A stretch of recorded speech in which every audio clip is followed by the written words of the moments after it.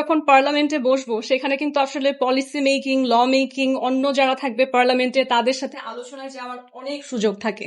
তো আমার একটা লক্ষ্য হচ্ছে কিভাবে আমার দেশের যারা হচ্ছে মনোনীত হয়ে যাবে সেই আসলে তাদের মধ্যে আমি আসলে সেই ধরনের এক ধরনের পরামর্শ ভিত্তিক এবং কনসেনসাস ভিত্তিক একটা জায়গায় যেতে পারি যেখানে আমি বাংলাদেশকে সারা বিশ্বের সামনে সম্মানের সাথে তুলে ধরতে পারবো। একটা বিশেষ দিন আমার জন্য। আমি আজকে গণ অধিকার পরিষদের প্রাথমিক সদস্য পদ নিয়ে তারপরে হচ্ছে ঢাকা ৮ আসনে ট্রাক মার্কায় নির্বাচন করার ফাইনাল সিদ্ধান্ত নিয়েছি। আগামীকাল জমা হয়ে যাবে আমার সমস্ত পেপার ইলেকশন কমিশনে। তো এর বাইরে আপনাদের যদি কোনো প্রশ্ন থাকে I am more than welcome to answer. এবং আমি স্পেশাল ধন্যবাদ দিব, আমার সাথে আজকে মায়া আপু আছে গণ অধিকার পরিষদের এবং এখানে সিনিয়র কর্মকর্তারা রয়েছেন। তো আমার গণ অধিকার পরিষদ চুজ করার বা তাদের সাথে কাজ করার একটা বিশেষ কারণ ছিল, কারণ তারা মানুষের অধিকার নিয়ে কাজ করে এবং আমি দীর্ঘদিন ধরে আসলে ফলো করছি তাদের কার্যক্রম, তাদের কথাবার্তা। এবং আমি স্পেশালি হচ্ছে একটা জিনিস সবসময় দেখি যে আমরা সবাই জানি যে আমাদের ভিপি নূর ভাই যে আছেন উনি ইনজাস্টিসের প্রতিবাদ করতে করতে উনি আসলে এতবার আক্রমণের শিকার হয়েছেন। তো সেই জায়গাটায় আমি কিছুটা ফ্যামিলিয়ারিটি নিজের সাথে বোধ করেছি যে এই মানুষটাও তো আসলে সবসময় অন্যায়ের প্রতিবাদ করছে, অনেকটা আমার জার্নির মতনই। তো সেই জায়গা থেকে আমার কাছে মনে হয়েছে যে এই পরিবারটা হয়তো আমার জন্য সঠিক হবে যদি আমি নির্বাচনে লড়তে চাই। আপনারা যারা এখানে উপস্থিত আছেন আপনাদেরকে অনেক অনেক ধন্যবাদ যে আজকে অনেকক্ষণ অপেক্ষাও করলেন এবং আমার যখনই প্রয়োজন হয় বা ডাক দিয়ে আপনারা যে সাড়া দেন তার জন্য আমি অনেক কৃতজ্ঞ মন থেকে। আর আজ দেখেন একটা রাজনৈতিক দল তার রাজনৈতিক কৌশলে অনেক রকম সিদ্ধান্ত নিতে পারে। তো যেহেতু তারা এই দলটা হচ্ছে স্পেশালি ভিপি নূর ভাই তার নিজের হাতে গড়েছেন এবং এটার জার্নি বা দিক পথ সামনে কি হবে সেটাও উনি হয়তো সিদ্ধান্ত নেবেন ওনার দলের সাথে আলোচনা করে।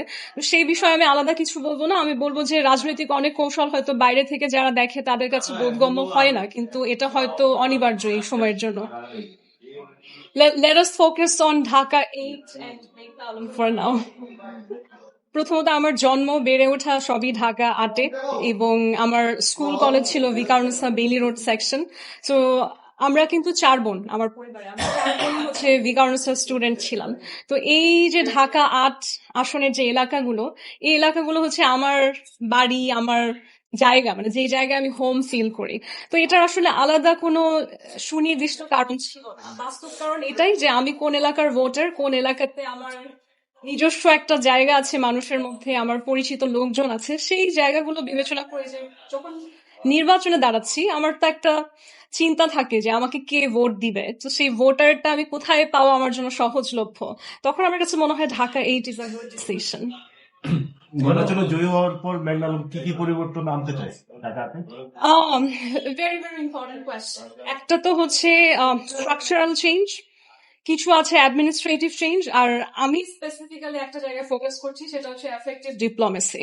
কারণ আমি খুব একটা বিশাল সময় ধরে দেখছি যে বাংলাদেশ একটার পর একটা যুদ্ধ, আন্দোলন, গণ অভ্যুত্থান, অনেক রকম চেঞ্জের মধ্য থেকে যায়, কিন্তু কেন যেন আমরা একটা গোলক ধাঁধা থেকে বের হতে পারি না। দেখা যায় আমরা আন্দোলন করছি, সংগ্রাম করছি, আমরা ভাবি এবার হয়তো আমাদের দিন বদলাবে, কিন্তু দেখা যায় ঘুরে ফিরে আমরা আবার সেই শূন্য থেকে শুরু করতে হয়।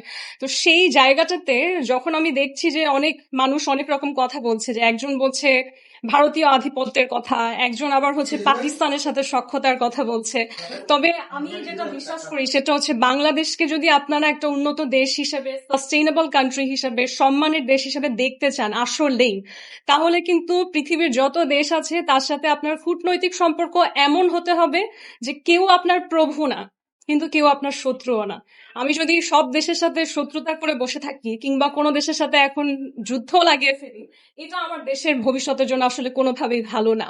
এবং এই যে সিচুয়েশন গুলো হয়, যে যেই সিচুয়েশনে আমাদের কাছে মনে হয় যে অন্য একটা দেশ আমার দেশের উপরে আক্রমণ করছে বা আমার দেশের মানুষকে ছোট করছে, বা আমরা সবাই জানি ফেলানির যে ঘটনাটা, এই ধরনের ঘটনা যখন ঘটে তখন কিন্তু আসলে সুনির্দিষ্ট কে এটার সাথে জড়িত তাকে শাস্তির আওতায় আনা এবং সেই দেশের মধ্যে সেই ধরনের কূটনৈতিক সম্পর্ক থাকা, যে আপনি একটা কনক্রিট পানিশমেন্ট বা একটা কনক্রিট কনসিকুয়েন্স এটা আনতে পারবেন, এটা করা কিন্তু আমাদের বাংলাদেশের জন্য অনেক অনেক ইম্পর্ট্যান্ট। আমরা দেখা যায় কি যখন একটা দুর্ঘটনা হয় তখন সেটার কোনো সলিউশন দিতে পারি না, কিন্তু প্রজন্মের পর প্রজন্ম সেটা নিয়ে আমাদেরকে বয়ে বেড়াতে হয়, আন্দোলন করতে হয়। তো এই জায়গাটাতে আমি একটা বিশাল চেঞ্জ আনতে চাই। এবং এমপি বলতে যে আসলে আমার কাজ করার ক্ষমতা শুধুমাত্র আমার আসনেই তা কিন্তু নয়। আমি